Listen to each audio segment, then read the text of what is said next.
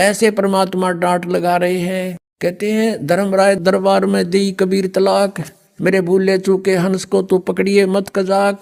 अब धर्मराज ने बोला है भगवान मेरी मजबूरी है, मेरे जैसे आपकी शरण में आने से पहले इसने बहुत से पाप किए होते हैं, उनका भोग तो मैंने देना पड़ता है प्रभु। तो परमात्मा क्या कहते हैं, कर्म भरम ब्रह्मांड के मैं पल में कर हूं नेस, और जिन हमारी दुहाई दी सो करो हमारे पेश।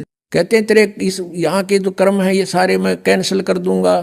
कहते हैं परमात्मा बताते हैं जब ही सतनाम हृदय धरो और भयो पाप को नाश, जैसे चनगारी अग्नि की पड़े पुराने घास। कहते हैं महर्षि दयानंद नकली का समाचार पत्रों के माध्यम से, टीवी के माध्यम से सीडी बनाकर भक्तों को भेजा कि इसके पास खक नहीं, देखो ये महर्षि से इसे महर्षि हुआ करे। इस बात का पता चला नारी समाज के आचार्यों ने, इन्हें सोचा तुम्हारे जूते पड़ेंगे, तुम्हारे अनुयायी पीटेंगे तुमने। जब दयानंद के अज्ञान का पता लग गया तुमने आज तक क्यों नहीं बताया हमारे को, तो उन्होंने राजा को और प्रजा को भ्रमित करके आश्रम पर अटैक करवा दिया। मारने के लिए आई, रामपाल को मार दो, आश्रम खत्म कर दो। तो जाको राखे साइया मार सके ना कोई, तूने तो जुल्म किया सो किया। अब हम नो के न्यू हो गए, क्यों हो गए? क्योंकि श्रद्धालु शिक्षित है और सदग्रंथ हमारे पास थे। सब ने देखा कि यू के कारण था, कुछ बुद्धिमान भी लोग। गरीबदास ये वक्त जात है, मनुष्य जीवन का समय जाता, रोगे इस पैरे लू, इस समय न रोया करोगे जब सत भक्ति नहीं करी। और भक्ति कर रहे हो नकलियों के पास, वो भी रोएंगे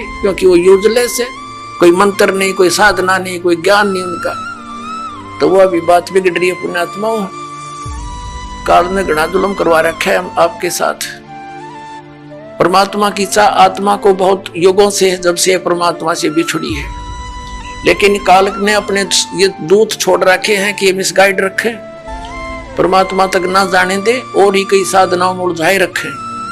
ये तो दयालु आते हैं अपने समर्थ। परमात्मा का आदेश है ये पूरे विश्व में फैलेगा, इसको कोई रोक नहीं सकता।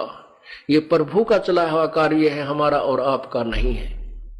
हम और आप ये कार्य नहीं कर सकते। उसकी शक्ति, उनकी मेहर, उनकी रहम और उनका आदेश ये सब कार्य कर रहा है।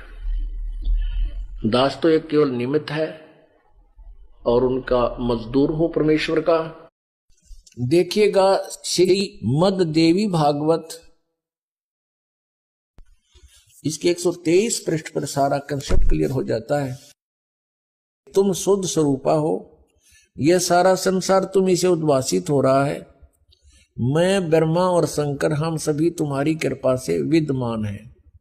हमारा आविर्भाव माने जन्म और तिरोभाव माने मृत्यु हुआ करता है। हमारा जन्म और मृत्यु होता है